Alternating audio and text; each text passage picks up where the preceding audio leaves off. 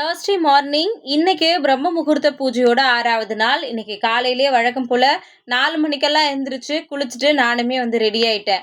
"அக்கா பிரம்ம முகூர்த்த பூஜை பண்றதுக்கு இவ்ளோ காலையில எந்திரிக்கிறீங்க? அதுவும் மார்கழி மாசம். உங்களுக்கு குளிரவே குளிராதா?" அப்படின்னு சொல்லிட்டு, சிஸ்டர் சில பேர் கமெண்ட்ல கேட்குறீங்க.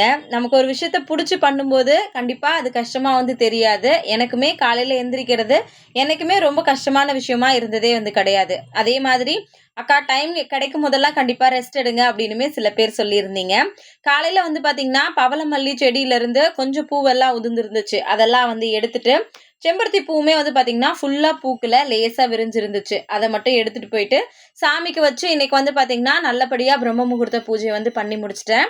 காலையில என்னோட டேவ இப்படி பிரம்ம முகூர்த்த பூஜையோட ஸ்டார்ட் பண்ணும்போது மனசுக்கு ரொம்ப சந்தோஷமா இருக்கு. எல்லாருடைய வேண்டுதலும் சீக்கிரமா நிறைவேறி, எல்லாருமே ரொம்ப சந்தோஷமா இருக்கணும்னு எல்லாருக்காகவுமே நானும் வேண்டிக்கிறேன். Thank you.